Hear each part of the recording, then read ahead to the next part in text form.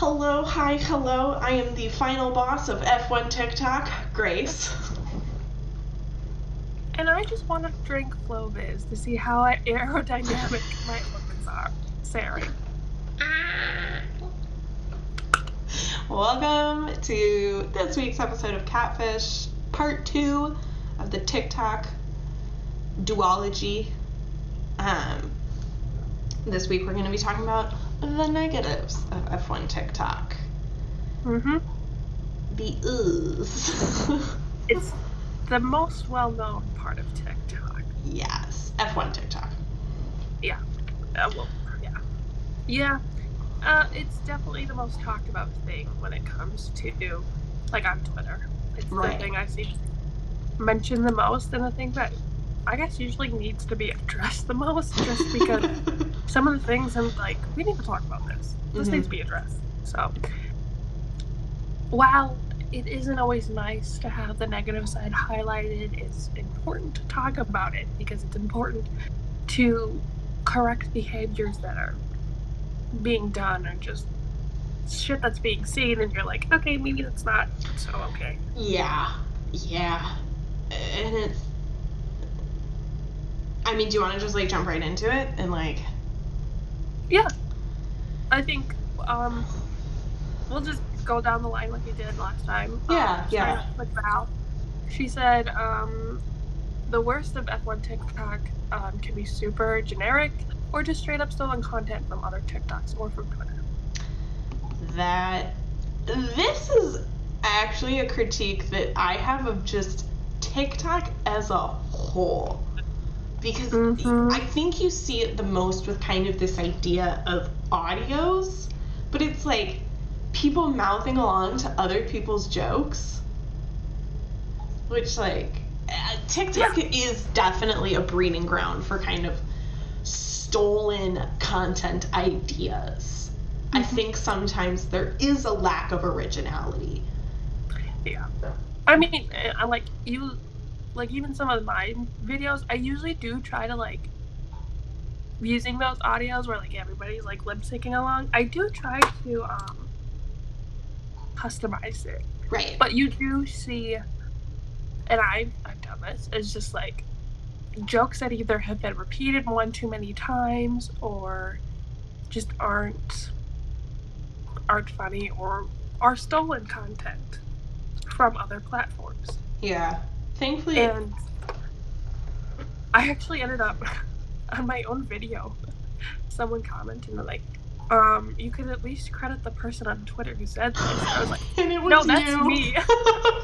That's me. I said that. That was my tweet. And they're like, oh. I'm like, no, thank you for, like, saying something. I loved that. Like, the heart was there. Like, they were ready to be like, hey. that interaction still makes me laugh. Thankfully, I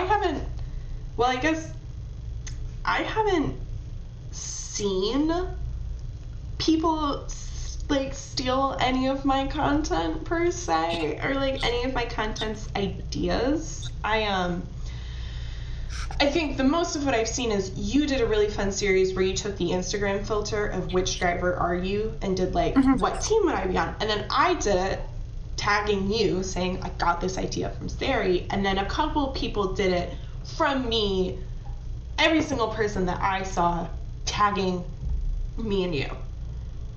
And so, like, that I do understand the idea of trends. Yeah. That I totally get. But I think there definitely is, like, sometimes outright joke stealing. Yeah. Oh, like, even going back to that trend, the specific, like, me saying, that was kind of, like, my idea, but just, like, I can't be, like, someone, I think that was my idea, I don't know, but, like, I wasn't the one who originally, like, used that filter on Instagram to, like, post a joke or something. Like, that was someone else's. But I think like, me, like, putting out different scenarios was my idea, not the using of the filter. I was gonna say, because what I saw before you ever did it was people saying, oh, this is who my boyfriend would be. And then you were the first person I saw to twist it kind of around and say, oh, no, I'm on the team and I'm fighting this person. And I think that was why so many people resonated with it. Yeah. Because it was fun. Oh, yeah. I honestly have thought about going back and doing just like a revisit kind of thing and doing like silly things. I probably will do that. But like, that's one example of how things can also like just change. Because like it started off as just being like, oh, this is your boyfriend, or like this is your teammate. Whereas like I ended up like taking that idea and just extending it to like, this is the person who shunt me off the track and I get into a fight with after the race. Like, just like I completely like trying to get into another direction and making it more consumable, right? Or like more trendy kind of for people like to catch on and everything. So like there are like things where like good jokes do and like trends do progress and they grow, but like was mentioned and like you said, there is a lot of copying or just joke stealing, period. Yeah. And again, thankfully I haven't had to deal with it personally, but like I can tell everyone today I probably will not like react to it very kindly, because like when somebody takes the time to like think up a joke and think out like how to execute it in a way that is good and funny and like works,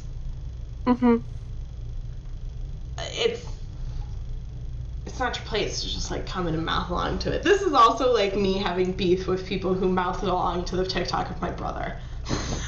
Oh yeah, that got so out of control. Like, I think when people just simply like mouth along to an audio without adding in their own subtitles to like change up the joke and make it like original, or like keep the same format as the joke but make it personable, or you know, change the context of it.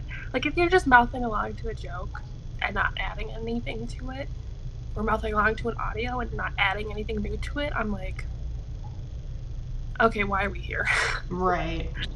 And going back to what you said of like, you have yet to see people like steal your jokes and use your jokes. That's one thing that I really am afraid of when it comes to like my makeup looks. Because obviously, like, I'm also like, besides like doing makeup, I also do art a lot. And one thing that absolutely irks me as an artist, and other artists can relate to this, is when art is stolen, whether it's like reposting without credit or just like blatantly like removing someone's watermark and signature, or copying styles is also another. Tracing, I think, is one I've seen happen. And tracing as well. And it's like, it hurts to see someone reposting your artwork without credit, because it's like, I worked so fucking hard on that. Right.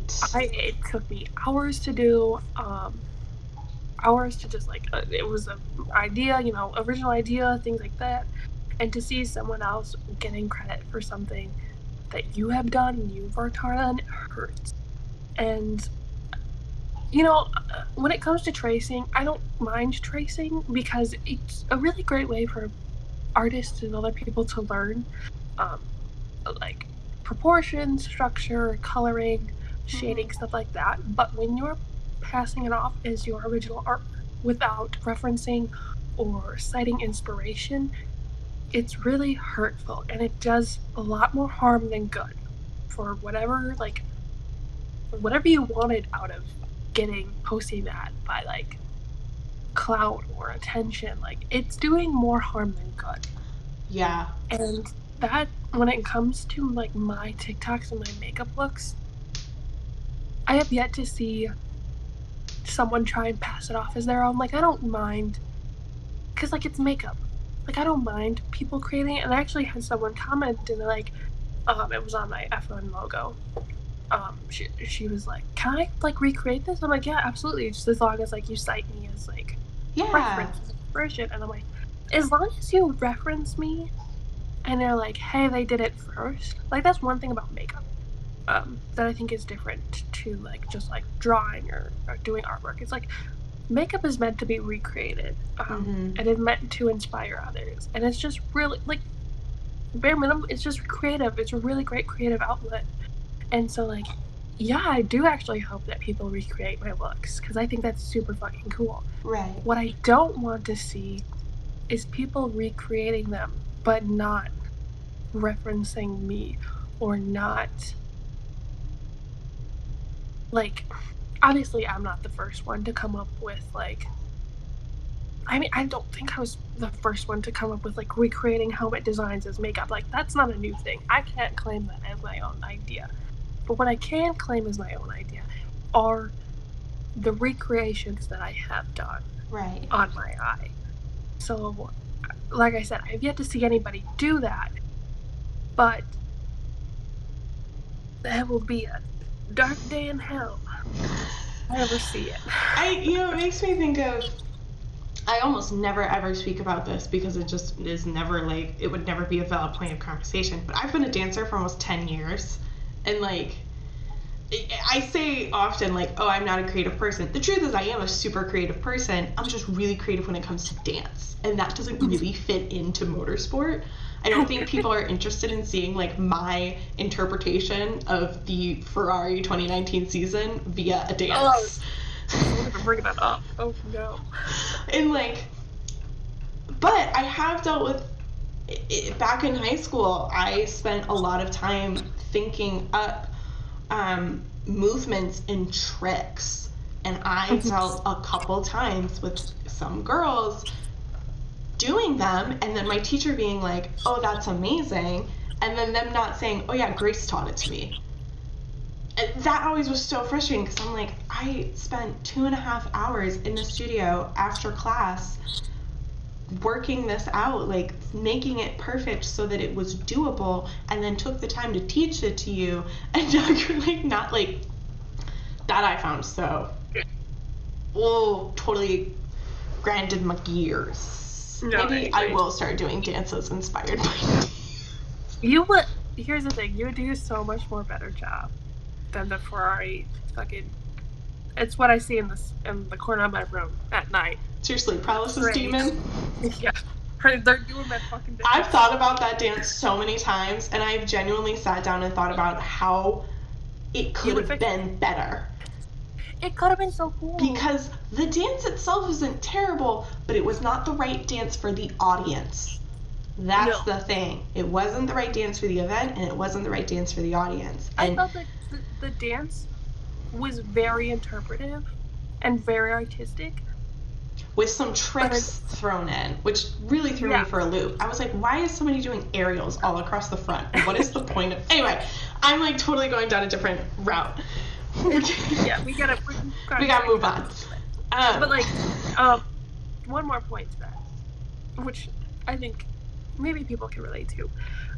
There was one edit I made, a fan cam, I will call it because that's what it is, where I used my favorite song ever on planet Earth, Dangerous by David Guetta. Right. I'm saying his name wrong, like, whatever, don't come at me. That's okay.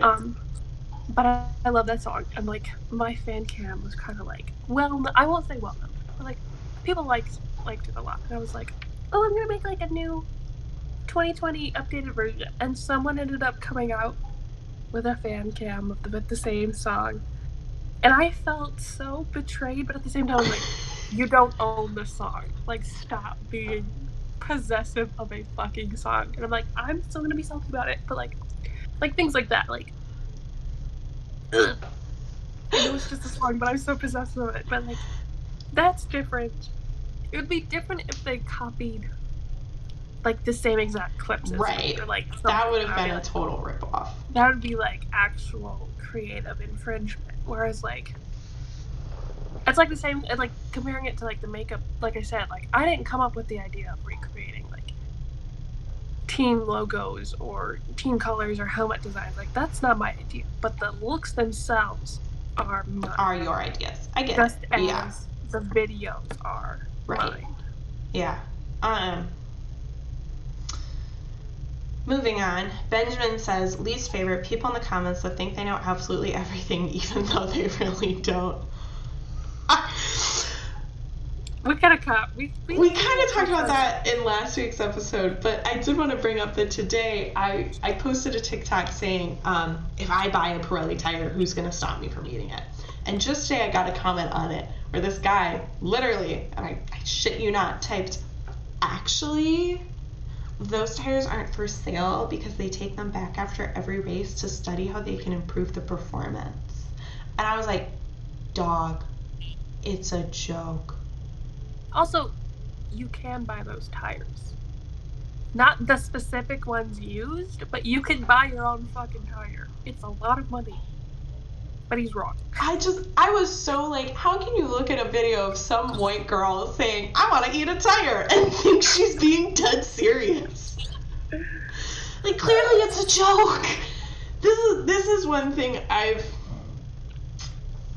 honestly, this has been my biggest beef because I think know-it-alls are kind of worse on Twitter. The thing with TikTok is people taking my jokes and trying to, like, fact correct me during a joke. I'm like, what? That's one thing that kind of irks me because I'm like, you guys realize that I'm joking. Right. Like, I don't know if some people do know I'm joking, but I'm like, have you looked at any of my other TikToks? Like, they will, like, fact check or, like, try and, like, tell me something. And I'm like, I just have to be kind and I have to be nice. I know, yeah. I'm just like, hi, this is actually a joke. Like, I get what you're saying. But obviously this is a joke. I mean, I used to do that on Twitter when I tweeted out every driver has a flat ass and a bunch of people got, like, genuinely upset.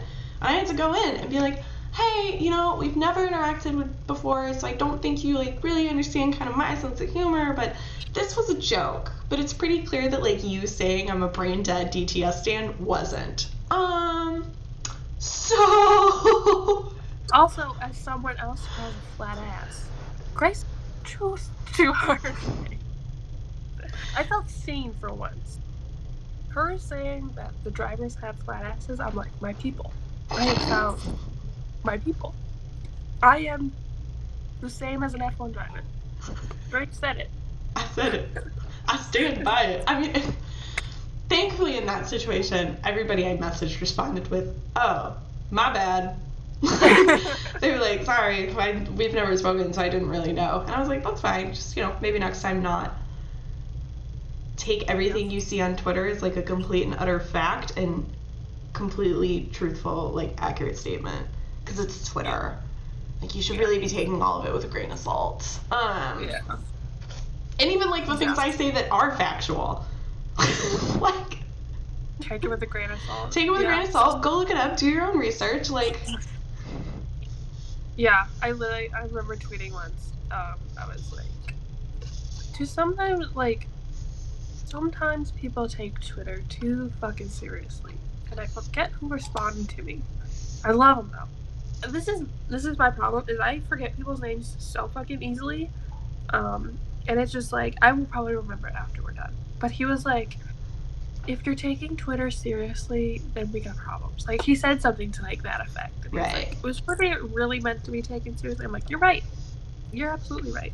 It just, I mean, for Christ's sake, you have a character limit. Like, I know from typing out tweets that character limit has caused me to, like, omit certain words that if I was speaking to somebody I totally would have used because I wanted to get my point across within the character limit. Like, this is a separate conversation. This is a Twitter conversation. Yeah. Well, like, even this can even extend to TikTok. Like, the captions are only so many characters. Right. Like, I even have to, like, every time I post a video, I even go into the comments and I add more detail to, like, what my post is and expand my caption, just so it's, like, not misconstrued in any way. Right. I mean, like, it still applies to TikTok. Yeah. Yeah. No, it absolutely does. And, like, I often have had to go into the comments and specify, like, hey, this is a joke. Mm-hmm. Like,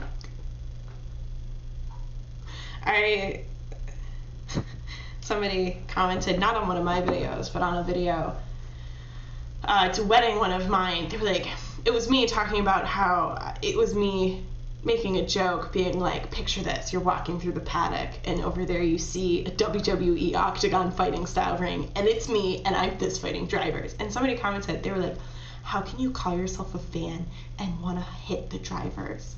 I was like, it's not that deep. I was like, it's a joke. You act like, you don't, depending on the context and who is actually there, I would fist fight one person in, like, specifically, but it's a joke. It's a joke. Minus one person. It's a joke. It's a joke. And I also just was like, how can you look at that video and think I'm being serious? I'm in my bathroom in my bright pink joggers talking about being covered in glitter fist fighting grown men. How can you think I'm being serious? It's the internet.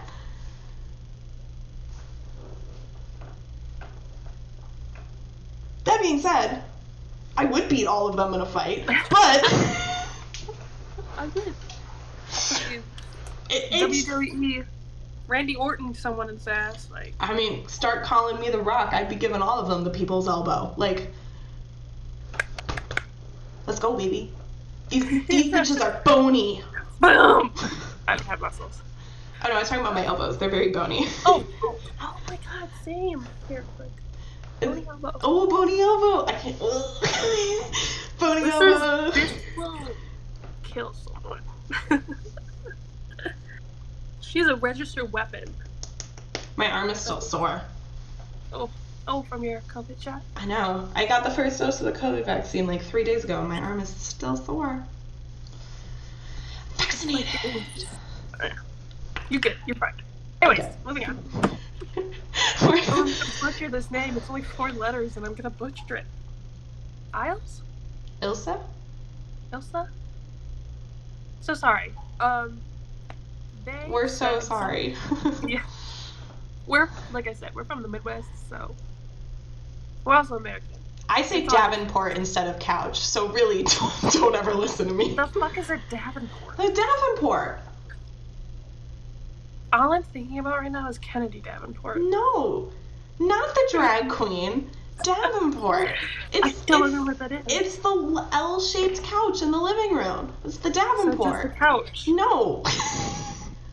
An L-shaped couch. It's like the L-shaped kind of. It's the Davenport. Well, yeah. Well, your neighbor Randy comes and he brings a couple beers and you say, great, put him down by the Davenport. I'm so fucking lost. Oh my god. Maybe it's because I've never had an L-shaped cow in my couch. I also have not had an L-shaped cow. My cows are all normally shaped. Thank you very much. So were mine. They were all beautiful. I've never had an L-shaped couch. It's the Davenport. So maybe that's my problem. You have the Davenport and the Lazy Boy. Okay, the Lazy Boy makes sense. Davenport, you're on another fucking planet. I'm on another planet of Midwestern. That's what I am. Yeah, apparently. Okay. Ilsa says, sometimes I see TikToks about someone who pretends to be dating an F1 driver. Open parenthesis, most of the time Lando, close parenthesis. And I think I am too old for this kind of shit.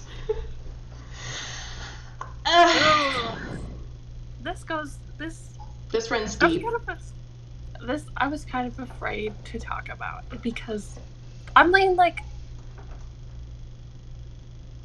it's just like I don't want to hurt people's feelings.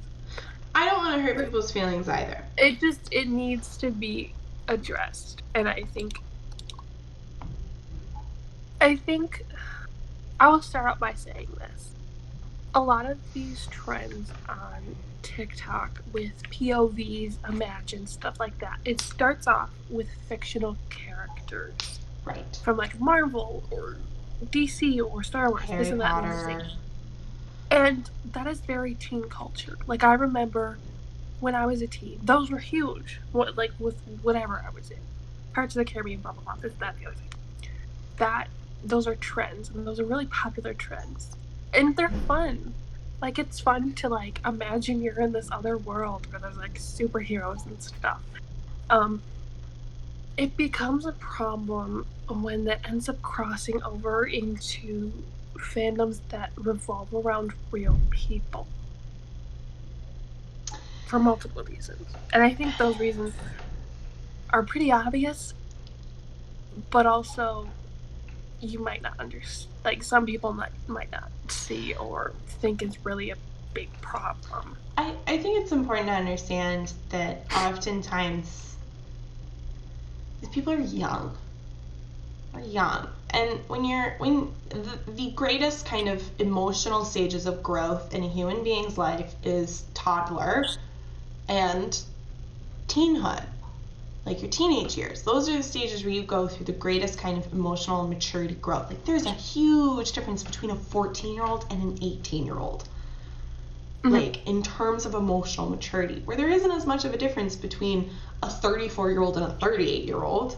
Like, those are like, there is no difference. Where, like, there's a big difference. And I am as critical on these things as I am because I did them. I was a huge One Direction fan and totally was very involved in stan culture and regret it now as I call myself a baby adult. Like, as an older person, I wish I could take back the things I said and the things I did, because I contributed to a super toxic culture that did not respect celebrities, but specifically One Direction's privacy.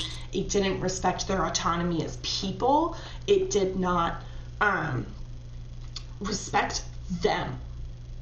There was this idea of ownership that, like, we owned them. They owed something to us.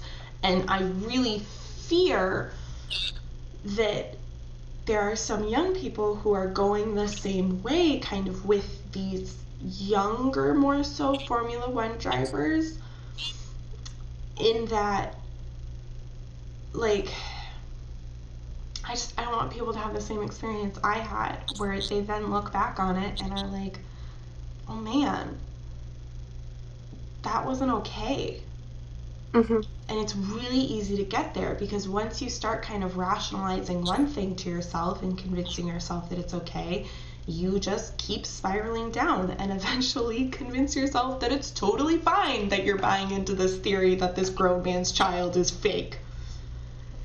Which is a horrible thing, and is something I believed and posted about. And I feel shitty for that now. And I can't take it back, but I can try and show younger people that there's a healthy way to be a fan of somebody. Yeah. And there are very unhealthy ways to be fans of people. I agree. And like referencing, like, Grace's tweet about beating up another driver, we get that a lot of these, probably a majority of these, are jokes. And are just supposed to be lighthearted, but then there are also those that we see that we're like, oh, are we getting to the point where this isn't actually a joke anymore? And I see this all over the internet, of, like, specifically young girls, pretty young girls, who have convinced themselves that they, I like to, in, like, funny way, I like to refer to it as, like, a Wattpad moment.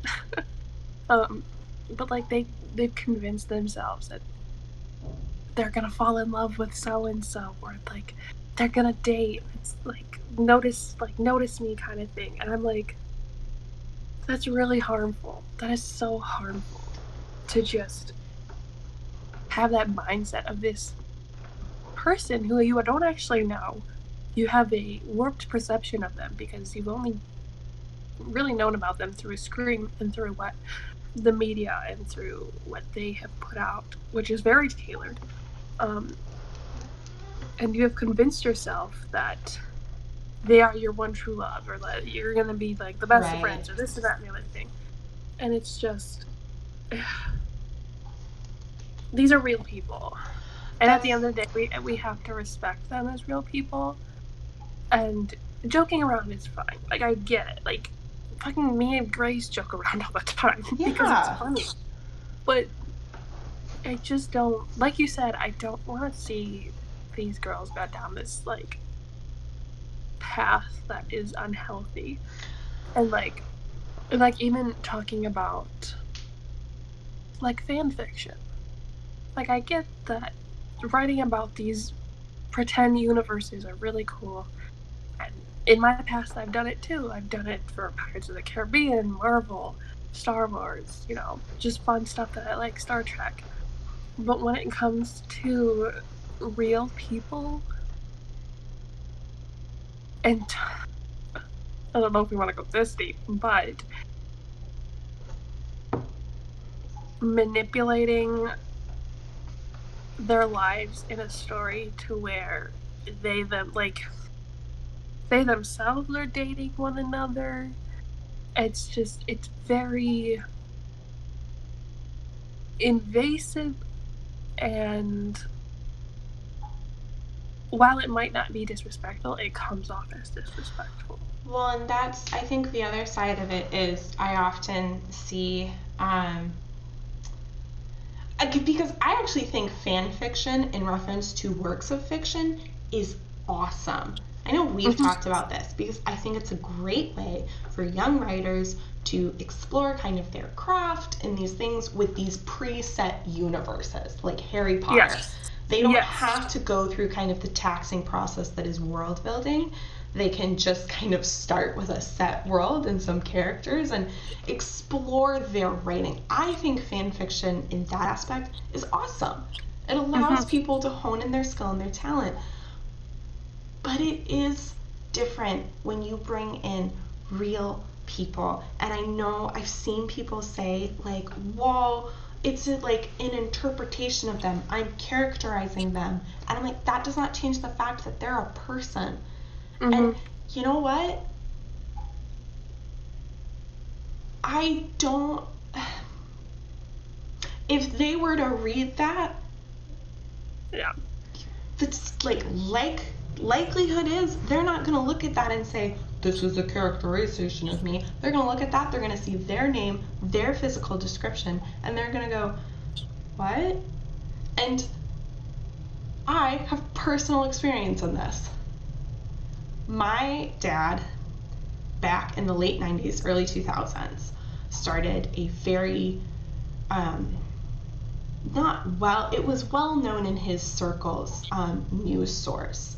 And there was a period of time where they dealt with this group of people who would go on to these forums, and my dad started it with one of his friends, and post gay fan fiction about my dad and his friend. And it, like, my dad, to this day, almost 20 years later, still, like he, and some of them took a very horrific route and wrote homoerotic cannibalistic fan fiction about my dad and his friend. And my dad, to this day, like, hasn't gotten it out of his head. It has stayed with him 20 years later, and, like, that's part of why I am so, like, it's just, you can't fully justify it, because when the subject looks at it, they don't see all the excuses and all of the rationalizations you've made in your head for why this is okay. They see themselves placed into a story that they are like, that's not me. Do you know what I'm saying? Like, I agree. And I do take it personally, but no, I get it. And I think those specific, like, super, I don't know what the word is, I guess raunchy? Yeah. Is that the correct, like NSFW. Smut. Those ones specifically I have a big issue with. And I will say I do have a gray area when it comes to this stuff, because I get it. Like, these are people you look up to. I mean, what would it be like if they were in, like, a fantasy universe? like in a complete, like I can make exceptions to it, but when it gets to the point where you're putting these real people into situations that they might not want to be put into with a friend of theirs, or like not specific, like yes it is like sexual scenes, but also just like you said, cannibalism. I'm trying to think of other things, but like just like these really like morally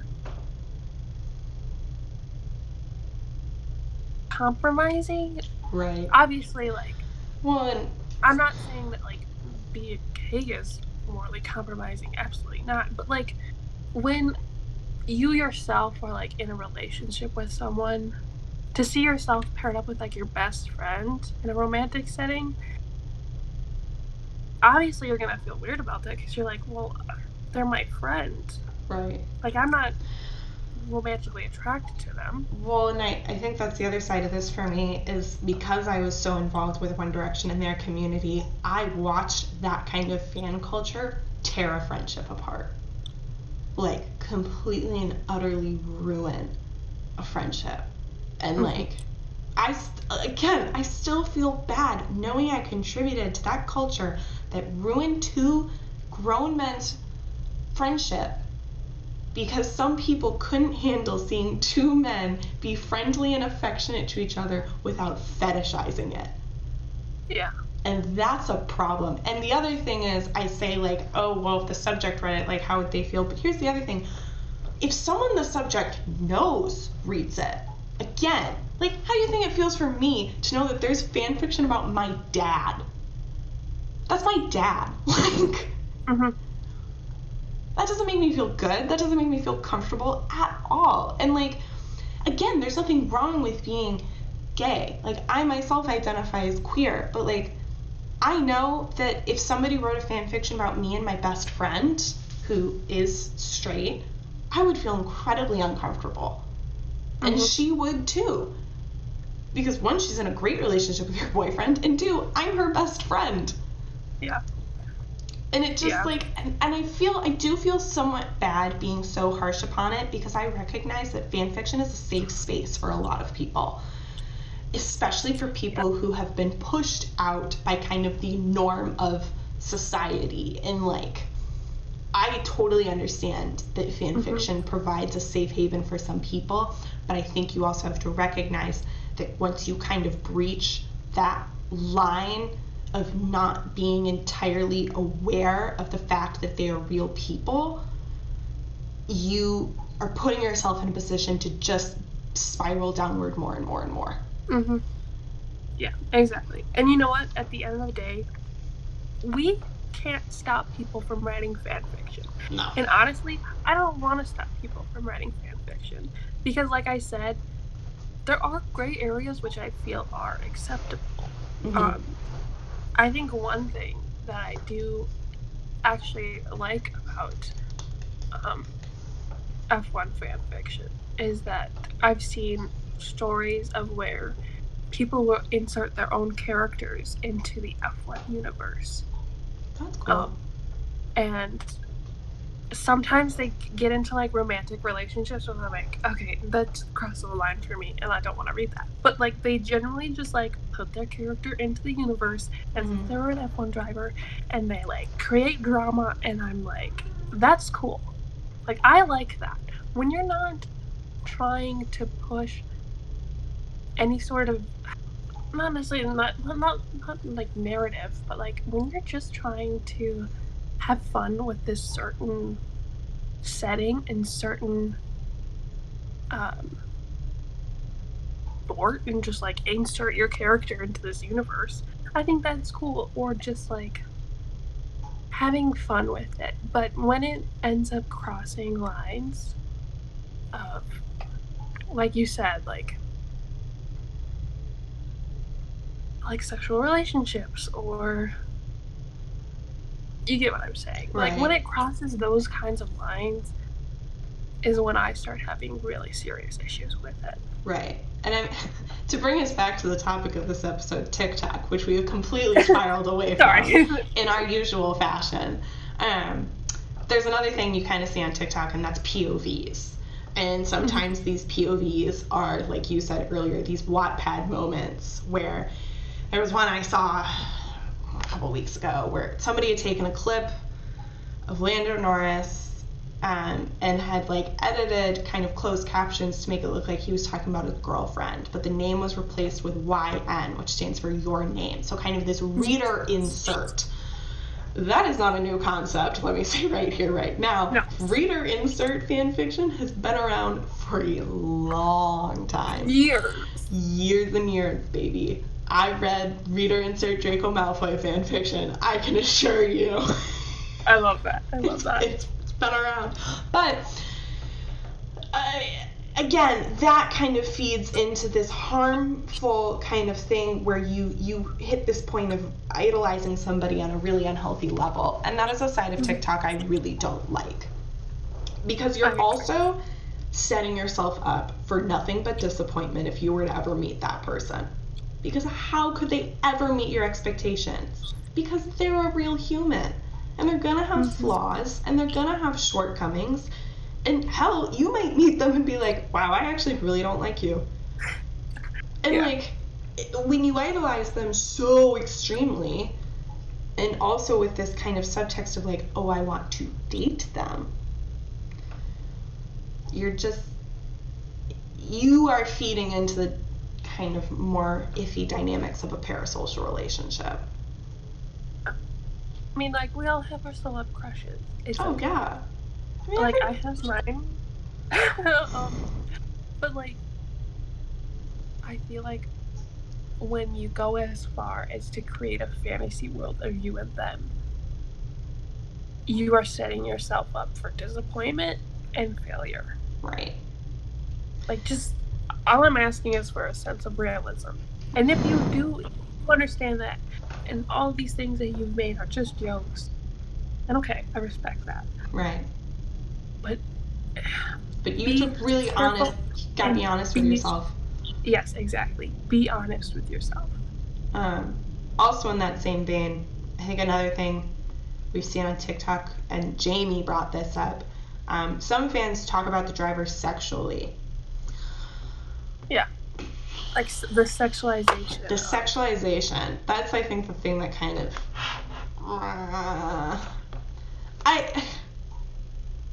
I'm not going to say that, like, they're the most attractive men. That sounds a little harsh. Look, money will make anybody cute. And... okay. I get it. I could look at Daniel Ricciardo and be like, yeah, he's handsome. Does that mean that I want to see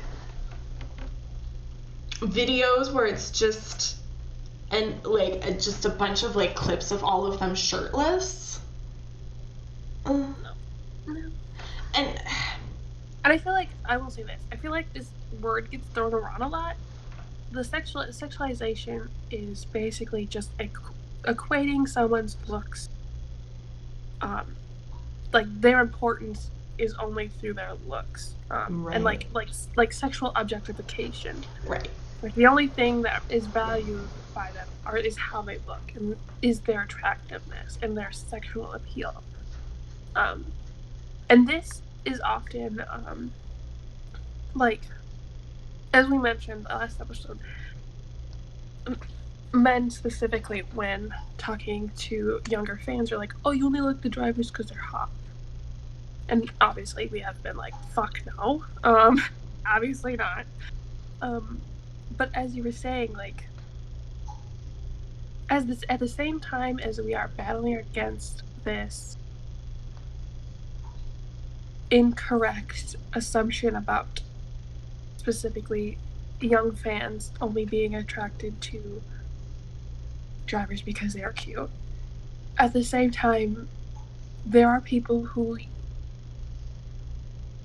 put content out there, whether they mean to or not, that ends up feeds into the narrative. Yeah. ends up feeding into that narrative. And, like, are they cute? Some of them, yeah. Some of them, fuck no. But it's like, when you're specifically posting content that is just about how they look, and a lot of trends on TikTok are specifically about people's looks. And I get if you're trying to, like, hype yourself up. Like, go off. Like, if you want to show yourself off, I do it sometimes. Do it. That's fine. But specifically just dedicating videos to posting, like, shirtless pictures or, like, oogling over, like, these drivers. It hurts. Mm-hmm. Even if I know that you don't mean it to, it is sexualization and objectifying them. Right. In a way that, again, like you said, in reference to the fan fiction, how would they feel if they saw it? Right. And so, I mean, as somebody who has people talk about them sexually and does deal with being objectified by strangers online, I don't like it. I don't like it at all. Yeah. I mean, like, I know I'm pretty.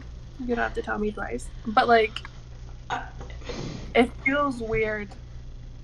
It feels weird to think that the only reason why someone follows me is because I look pretty. Right. And, like, I did a TikTok right before the Bahrain Grand Prix where I said, if George Russell scores points tomorrow, I'm going to get his number tattooed. And obviously, we all saw how that went. But I will literally never forget this. This guy commented, he said, how about if he gets on the podium, you start an OnlyFans? And I was like, excuse me? Like, not that there's anything wrong with sex work. Sex work is valid work, and I'm actually fairly pro sex work. I have a lot of, because of what I work in as a assault crisis counselor, you learn a lot about the sex industry and, like, how it works. But, like, this idea of, like, for some reason people, like, feel that they're entitled to, like, ask me to do stuff like that online is just, it does not make me comfortable at all. Yeah. I agree. Yeah. We could probably go on hours and hours about that. We could go on for hours and hours about that. Let's move on, though. Beatrice says, and the worst thing are definitely gatekeepers. I mean, that's story of my life. Yeah, honestly, they kind of go in with, like, the know-it-alls of, like, trying to, like, correct you, but then they, like, gatekeepers just take it a step further where, like, you're not a real fan, this and that. And, what even is a real fan? Yeah, one of the guys, one of the TikTokers I follow, his name is Carsey, I think? Casey? Something like that. But he had, like, he ended up, like, kind of dressing this, and, I mean, I've said the same thing, where it's like, a fan is a fan. No matter how much knowledge they have, no matter, you know, how they got into the sport, what they post, what they do, as long as you appreciate the sport and you love F1, yeah, you're a fan. Tommy made one of these points under one of my TikToks once that I, like, totally loved and I think really captures kind of how I feel about it. He was like, being a fan is not a competition. Exactly. And that is totally how I feel. Like, it's not a competition. I don't understand why there's this, like, kind of culture of pitting fans against each other and, like, I got this because I'm such a good fan. Like, ugh. Like, yeah, like, I see that stuff all the time with, like, oh, you're not a true fan if you don't. It's like, what the fuck do you mean? Do I have to know, like, where people were born? When they were born? Like, what the fuck? Well, that's part of the thing. Like, I sit there and I'm like, look, I cannot tell you how every aspect of the car works. I can't. Because I've just never been that into mechanics and engineering. But I can, oh my gosh, I can list almost every circuit, which is, like, something I'm, like, hesitant to say because That's a long list. Like, I can tell you a ton about the history. I can't tell you much about the engineering side of it. Because that's not something I'm insanely into in the way I am history. Like, I know enough to understand how the car works, but, like, I can't tell you every part of an engine. That doesn't mean I'm a bad fan. That doesn't make me less of a fan. That just means that I have a different niche than you. Exactly. Like, this was a comment I got on someone asked me to recite the Walter's little fun quote. Walter Coaster, my love. 30 years back in the past. Someone asked me to recite that, and I did it. And I loved it, and I was like, yes, I do remember that. Don't ask me to fucking recite it now. Goddamn. But then, like, someone commented, I think they ended up commenting, like, on someone else's, like, video, like, oh, I bet you can't do this, like, true fans, like... Do you know whose video it was? Was it yours? Mine. Oh, I was like, I saw that, and I was like, this is not a competition, like... I mean, I can remember... Just because, like, I can remember that, and I was able to list it off the top of my head, does not mean everybody else needs to be able to do that. I remember I responded because I was just like, I don't even want to deal with it. I just responded. I was like, nope, she takes that crown. I just was like, that's hers. Like, I don't. It's like, it's not a competition. It's not a competition. That was my TikTok though. Yeah. Oof. They were like, can you do it like her? And I was like, no. Next. No. Oh god. Gray said, I'm pretty sure it's harder to find accounts / be found because I'm in the US, and oh boy, can straight TikTok be interesting. Yeah, I mean, like, just in general, being in the US, there's not a lot of fans. There's not a lot of F1 action going on in the US. And even then, it's not great action. I will be the first to admit that the Circuit of the Americas is not the best circuit. Far from it. She's not. Like I said, I think they should come. They should come to Wisconsin. All they need to do is extend the runoff ramp. And it would be great. To extend all of the runoff and, like, gravel areas. Beautiful. And it would be awesome. Because it's actually a good track. It is. Like, it's literally, I've been to the same fucking town. Granted, they don't got a lot of lodging. I would say that. But I mean, you and I have talked about this. Yeah, it's only 30 minutes away from, like, Milwaukee. Yeah, no, Milwaukee's got plenty of lot. You and I have talked about this, though, because both of us feel like Circuit of the Americas is too much of, like, the American front of a spectacle. And I think it would be very humbling for the drivers to come to the Midwest and just see corn. You want to be able to, like, oh. I can teach them how to help a goat give birth. I just want them to see Wisconsin and all of its beauty. And by beauty, I mean redneck bliss. I know. I'm like, all of these European people need a vibe check on what America really is. And majority Trust me, of it... it's not what Texas is. It's not Texas. It's not Texas. It's not Los Angeles. It's not Miami. It's not New York. No. Who? All you gotta do is look at the middle. You got the Dust Bowl, you got the Great Plains, you got the Midwest. You have Montana. Only 3 people live in Montana. Like.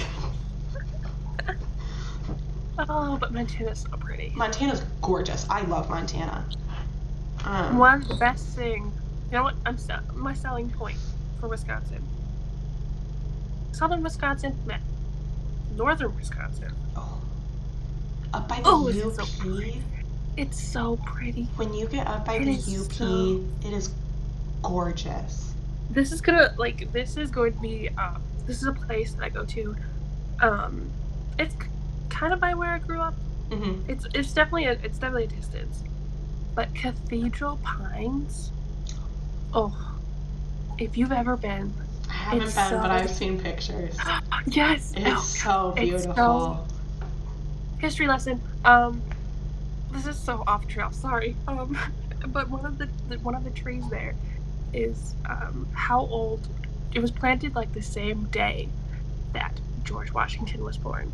So that tree is how old George Washington would be today. Well, isn't it and one it's of... fucking gigantic. It's one of the old growth forests in the U.S. I know that. Yes. There's one in Michigan. There's Cathedral It's one Pines. of like the last few old growth. Like, it's untouched. Most of them get cut down. There's a big storm that ended up going through that area too. Ooh. And like they had to like remove like some of the debris, but for most part they're like, yeah, we're not touching like any of these trees. No, it's like gorgeous. all they really did was like move away some of like the debris, and that was it.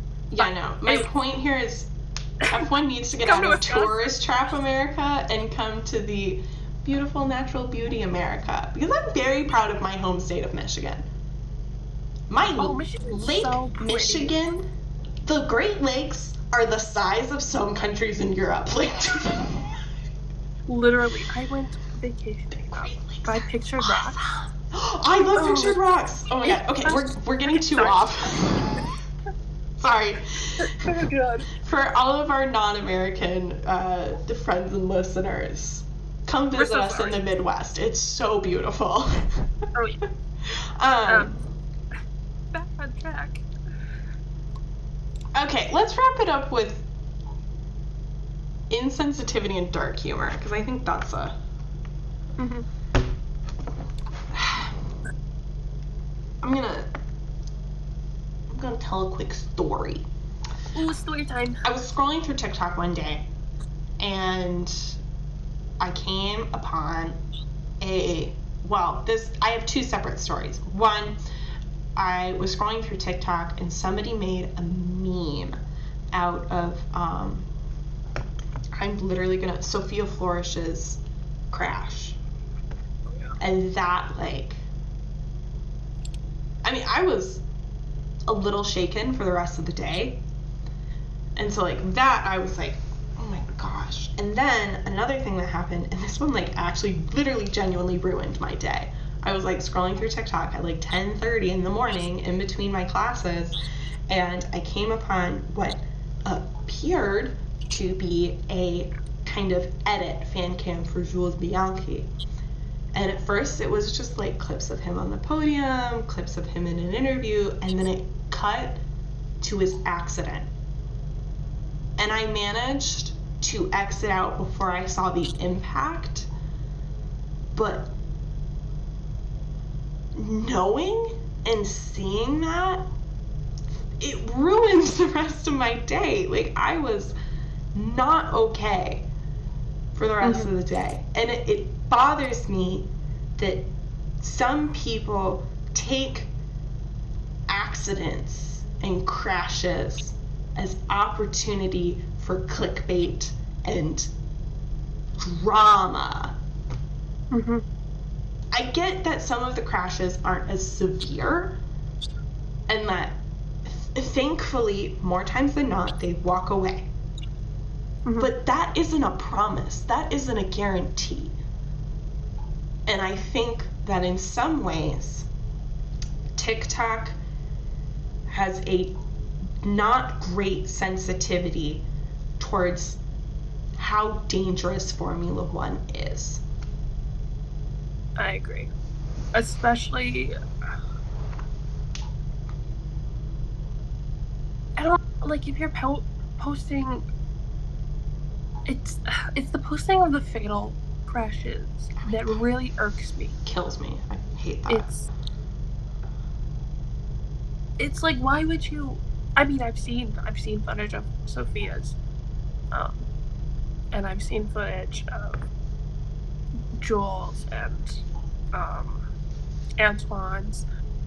I've seen them all, and while it is informative, if people are nosy and they want to see it, they have a right to see it.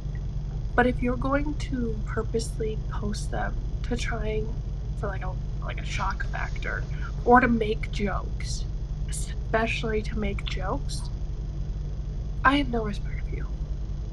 I absolutely no respect for you. I don't. And I'll be honest, I don't like the spreading of fail clips at all, point blank period. I don't need to see a video of somebody dying to know that they're dead. I just don't. And I've only seen a few, and they actually were all NASCAR crashes. And I watched those in the context of a documentary that was breaking down what had happened. And I mean, again, like, I was walking into that documentary knowing what I was going to see. I was able to kind of put up the proper precautions for my mental health and, like, making sure that I was going into it in the safest way possible. And that documentary also treated those men with the respect they deserved. In that the priority was them, was who they were, not, oh, look at this accident. Yeah. That's the difference. Yeah. And I think the difference between posting footage of this on YouTube compared to TikTok is, like, a lot of the footage that I have seen of the crashes are meant to be informative and therefore, like, educational. Because I, like, Sophia Florsch's accident I saw because I was watching a documentary of, like, her progress from the accident, the injury, all the way to where she is now. And I'm like, the crash that happened this year, or last year, in NASCAR, I watched a documentary of someone. Well, it wasn't even a documentary. It was an explanation of why he survived and why he was able to walk out of that car. Like, the difference between that, what is on YouTube, and what we see on TikTok, is TikTok, like we mentioned last episode, is short form content. And the only reason why you are posting footage of those crashes is for likes and is to please the algorithm, because it gets people talking, gets people looking and liking and watching it on repeat.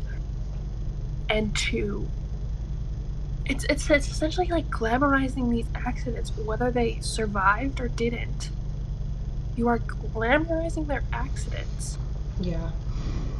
For clickbait and to get clicks and likes. And I think I get if you're trying to educate, but even, like, there's really no room on TikTok with the 1 minute limit. Yeah. To justify showing it. You can't. Like, when Roman Grosjean's accident happened, I purposely didn't post footage of it when I was talking about how amazing it was that he survived with limited injuries. And I said in my TikTok, I was like, if you want to see footage of it, go on YouTube. Go to the race replays. They will show you footage of it. But it's like, it's so many weeks after that crash, and people still use it for views. Yeah. Well, and I think the other side of this, and kind of like going back to POVs and stuff like that, is we've seen in the past couple weeks people using trends as a way to either speak about or portray themselves as drivers in relation to the drivers who had relationships with people who have unfortunately passed away, especially Anthony Hubert and Pierre Gasly and Jules Bianchi and Charles Leclerc. And I said this to you over FaceTime one night, there just isn't the room to do that in a way that is actually respectful with TikTok. And even then, the point of TikTok is to get gratification from likes and views and content. And if you are harnessing the tragedy of somebody and the heartbreak that their friend potentially, not potentially, definitely experienced, to get, you just can't argue that you're doing this with the purest of intentions because you're posting it on TikTok. It is possible to talk about serious matters on TikTok. I do it a lot. But when I do that, I'm speaking from a place of objectivity. Of like, some people are traveling in the pandemic, and here's why I find that kind of selfish. Or some people are speaking about sexual assault and throwing this around as a fact. It actually isn't. Here's this. Like, those are kind of more me being like, this is the point. Not, oh, Pierre must miss Antoine so much. Like, yeah, no shit. But also, it's not your place. It's like the drama. It's like a dramatization of other people's trauma. Right. And again, I wanna pose the question: how do you think they would feel if they saw them? I would be pissed. I'd be like, you have no idea. Like, to get super real here, if for some reason, like, my dad was, like, somehow, like, a huge figure and everybody knew him, and suddenly someone posing as me would pretend to walk into heaven and see my dad there, like I did that myself, for myself. For yourself. Because it felt good, and it gave me catharsis, and I felt good, like, it was touching, and I got emotional about it because I needed that, and it was great.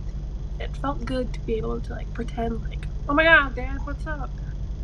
But if I was an outsider looking in on someone pretending to know, or someone pretending to be me and dramatizing and pretending to interact with my own dad,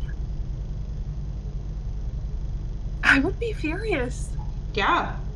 You don't know me. You don't know my relationship.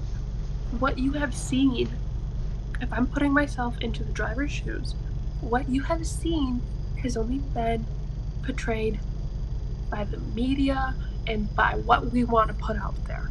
Right. The things we post on social media is what we put out there, and the things shown on TV or whatever is all you get. You don't actually see the day-to-day interactions that I've had with this person, or how deep our friendship relationship goes. You don't actually know that. So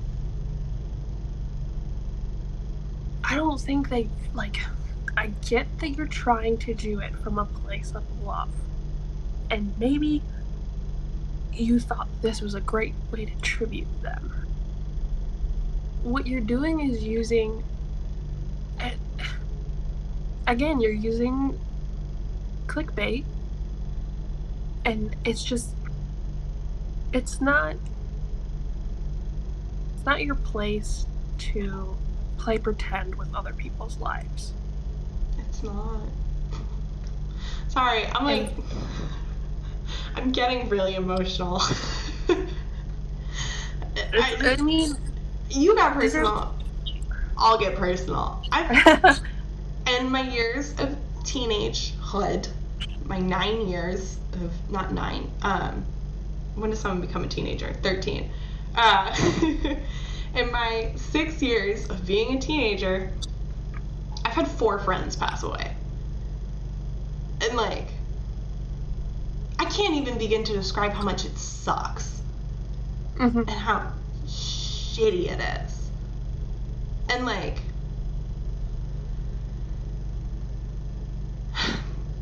one person, well, 3 passed away my freshman year of high school, with varying levels of how well I knew them and how, like, close our relationship was. And then the 4th was my junior year of high school, and, like, they all sucked ass and were painful and awful and still hurt to this day. And like you said, if I opened up TikTok and saw somebody pretending to be me seeing my friend, I would be offended. Mm-hmm. And, like, 'cause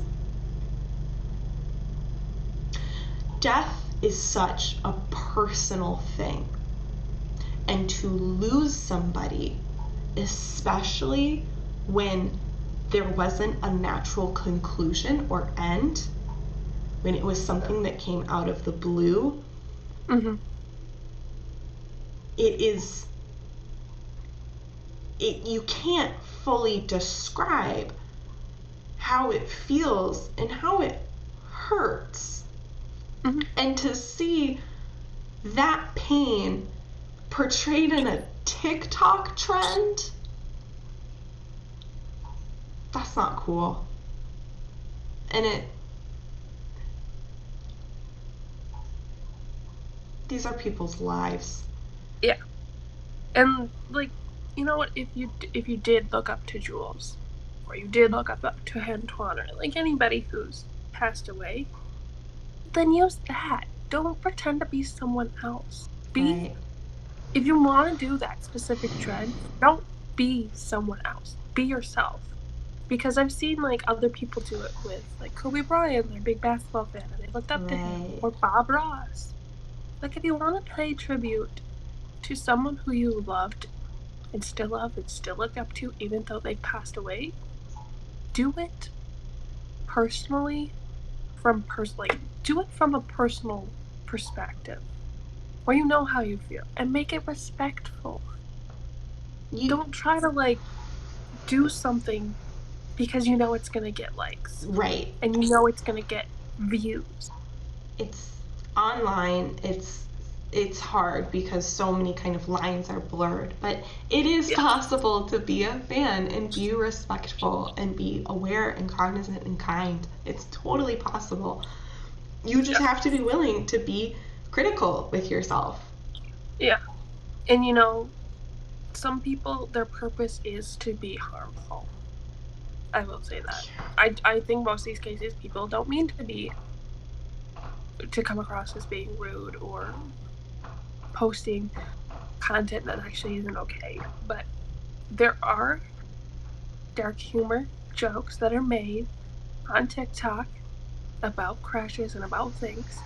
Yeah. They're not actually dark humor. You know, me joking and making jokes about my dad, that's dark humor. You making jokes about my dead dad? No. That's disrespectful. There's I want to look it up because I want to make sure I'm citing these women correctly. I'm a poet, and they're oh my gosh, I just want to make sure I'm giving these two women credit.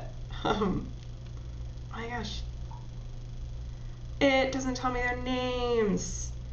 Oh no. Oh, okay.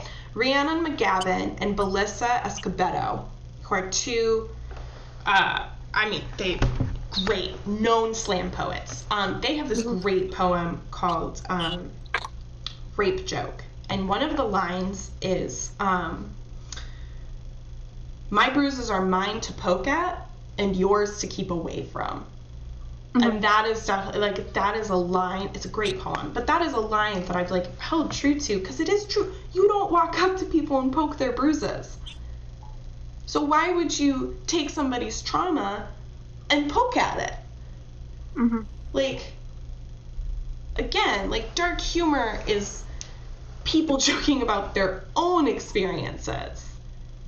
I think a lot of people will say, like, oh, I just have a dark sense of humor. And I'm like, no, you just said something that was kind of shocking and everybody laughed because they got nervous. You're not funny, you just suck. Yeah.